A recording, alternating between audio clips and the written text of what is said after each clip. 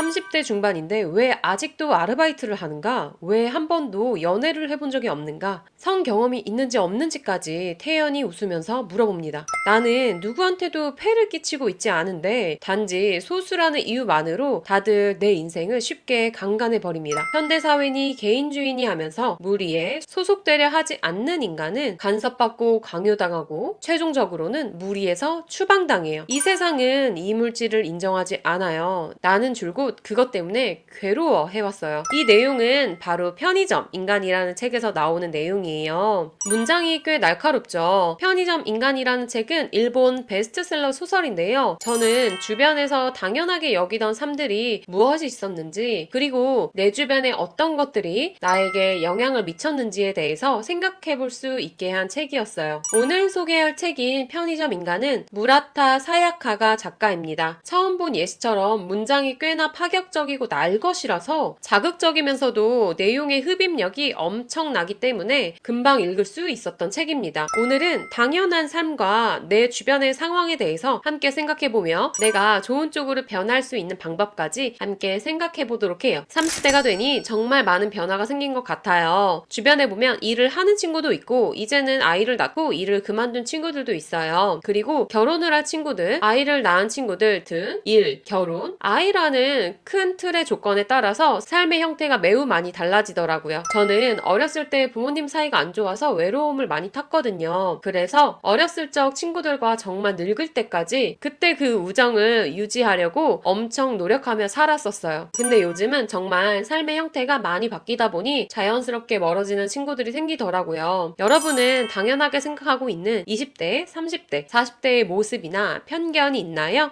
처음에 나온 책의 내용을 다시 볼게요. 30대 중반인데 왜 아직도 아르바이트를 하는가? 왜 한 번도 연애를 해본 적이 없는가? 성 경험이 있는지 없는지까지 태연이 웃으면서 물어보죠. 저는 나름대로 편견이 없는 사람이라고 생각했어요. 출산, 결혼 모두 선택이라고 생각했고 당연시 여기면 안 되는 것이라고 생각했죠. 직업에 대해서는 별 생각이 없었지만 막내 동생이 연기자를 준비하며 안정적인 직장을 준비하지 않는 모습을 보았을 땐 걱정을 많이 하긴 했어요. 만약 동생이 30대가 되어서 아르바이트를 한다고 해서 저는 사실 뭐라고 하거나 그걸 나쁘게 생각할 권리가 없는데 가족이라는 이유로 아마 직접적으로 말은 안 했어도 속으로 강요하고 간섭을 하고 있었을 것 같더라고요. 물론 지금은 동생의 자립 능력을 인정하기 때문에 걱정하지는 않습니다. 책에서 이런 말이 나옵니다. 보통 사람은 보통이 아닌 인간을 재판하는 게 취미예요. 그러니까 저는 사실 이 책의 내용처럼 제가 가지고 있는 30대의 모습, 편견을 가지고 주변 사람들에게 겉으로 말은 안 할지언정 속으로 강요하고 간섭하고 있었던 거였어요. 티 안 나게 괴롭히고 있었던 거나 마찬가지죠. 만약에 여러분도 저와 같이 생각하고 있었다면 더 유연한 사고를 가지고 그 사람의 권리, 자유를 존중해 주었으면 좋겠어요. 추가로 내 삶에 대해서 당연하게 그렸던 그림이 있는지 그 그림이 나를 괴롭히지는 않았는지 생각해 보셨으면 좋겠어요.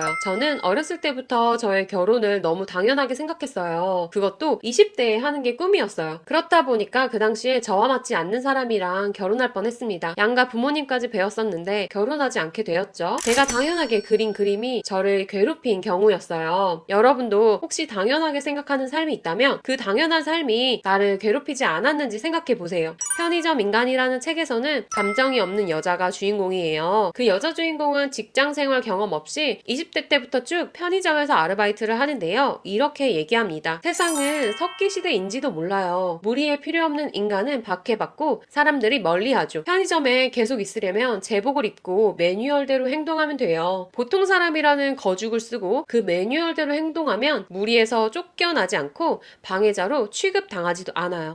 그러니까 모든 사람 속에 있는 보통 인간이라는 가공의 생물을 연기하는 거예요. 제가 일하는 편의점에서 모두 점원이라는 가공의 생물을 연기하고 있는 것과 마찬가지죠. 모두가 이상하게 여기는 부분을 내 인생에서 소거해간다. 지난 2주 동안 14번이나 왜 결혼하지 않았는지 질문을 받았다. 왜 아르바이트를 해? 라는 질문은 12번을 받았다. 우선 들은 횟수가 많은 것부터 소거해 보자고 생각했다.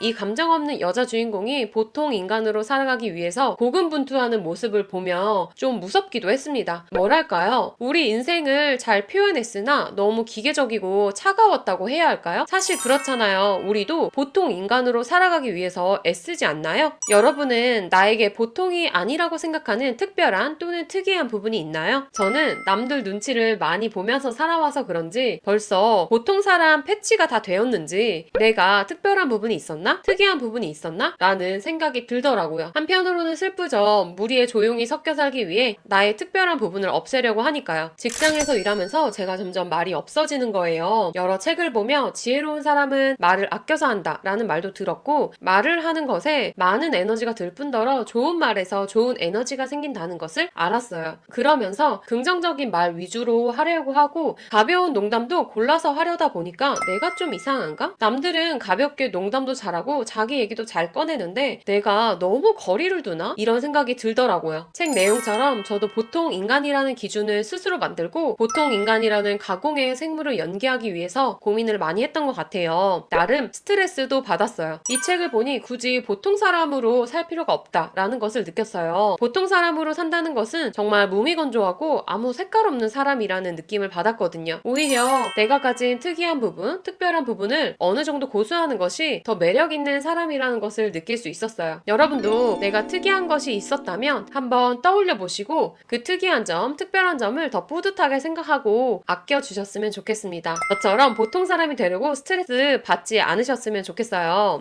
편의점에서 일하는 여자 주인공은 감정이 없기에 학창시절 교우관계도 매우 어려워했어요. 그리고 성인이 되어 상호작용하는 사람들은 거의 편의점 점원들이었죠. 그래서 책에서 이런 내용이 나옵니다. 지금의 나를 형성하고 있는 것은 거의 내 옆에 있는 사람들이다. 3할은 이즈미 씨, 3할은 스가와라 씨, 2할은 점장, 나머지는 반년 전에 그만둔 사사키 씨와 1년 전까지 알바 팀장이었던 오카자키 군처럼 과거에 다른 사람들한테서 흡수한 것으로 구성되어 있다. 이즈미 씨가 전에 일했던 가게에서 친하게 지냈다는 주부가 일을 도우러 왔을 때는 옷차림이 이즈미 씨와 너무 비슷해서 착각할 뻔했다. 내 말투도 누군가에게 전염되고 있을지도 모른다. 우리는 이렇게 서로 전염하면서 인간임을 계속 유지하고 있다고 생각한다.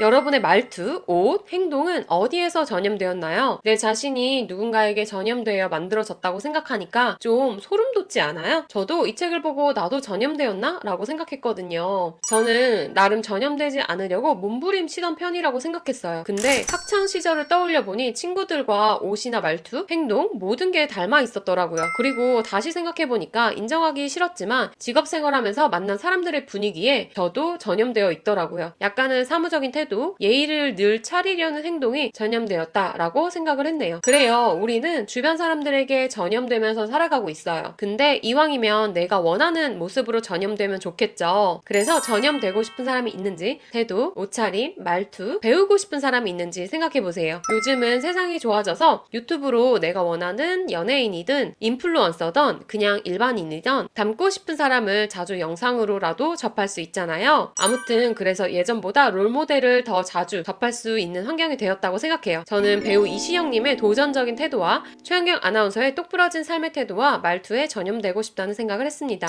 오늘 내용을 정리해보려고 합니다. 첫째, 여러분은 당연하게 생각하는 20대, 30대, 40대의 모습이 있나요? 그 편견과 잣대를 가지고 주변 사람들을 평가하고 재판하고 있지는 않았나요? 그리고 나에 대해서도 당연한 삶을 그린 것이 있나요? 당연히 결혼할 것이며 당연히 출산할 것이다 와 같은 기준으로 내 삶을 괴롭게 만들고 있지는 않았는지도 생각해 보셨으면 좋겠습니다. 저는 인생은 늘 짧다고 생각하기에 하루라도, 한 시간이라도 괴로움보다는 행복으로 채우셨으면 좋겠어요. 둘째, 나는 보통 인간인가? 나에게 보통이 아니라고 생각하는 특이한 점을 떠올려 보세요. 저는 그 특이한 점으로 스트레스를 받았던 사람인데요. 보통 인간으로 살기를 강요하는 사회에 맞서서 오히려 특이한 점을 내 매력으로 소중하게 여기는 시간을 가지셨으면 좋겠어요. 셋째, 나의 말투, 옷차림, 태도는 어디에서 전염되었나요? 그리고 말투, 옷차림, 태도를 배우고 싶은 사람이 누구인지 떠올려 보세요. 이미 주변에 전염되고 싶은 사람이 많다면 너무 인복이 많으신 분이겠네요. 저는 앞으로 전염되고 싶은 사람으로 제 주변을 많이 채우는 것이 소망이에요. 그래서 독서 모임뿐만 아니라 글쓰기 모임을 운영하고 있는데요. 생각하는 힘을 키우기 위해서 독서하고 글쓰기는 필수라고 생각해요. 혼자 하긴 어려우나 함께하면 더 빠르게 습관으로 만들 수 있어요. 관심이 있는 분들은 고정 댓글을 확인해주세요. 앞으로도 책과 관련한 삶에 적용할 내용을 알려드리겠습니다. 제 계정이 작아서 구독을 안 하시면 아마 찾으실 수 없을 거예요. 오늘도 제 긴 이야기 들어주셔서 감사합니다.